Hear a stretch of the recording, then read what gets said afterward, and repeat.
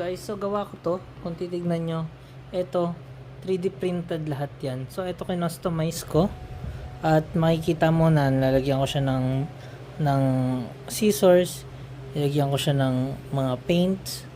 Tapos nilalagyan ko siya ng mga glue. Ito. Dito. Tapos yung mga ano ko rin, ginawan ko rin siya ng parang lalagyan ng tape. Tapos ito nga, dito nilalagay yung mga glue. So ito, customized to. Ito rin lahat customized yan. Tapos pero merong mga design tulad lang nito na syempre gawa na ng ibang tao. Tapos ida-download mo na lang. So ginamit ko dito yung materials is PLA. Kasi yung PLA is biodegradable. So etong materials na to in 7 years madudurog yan. So para siyang alam mo yung plastic na nadudurog, hindi siya nakakadagdag sa pollution ng bansa natin or sa mundo natin. So kaya lahat yan PLA yan, maliban lang dito PETG to.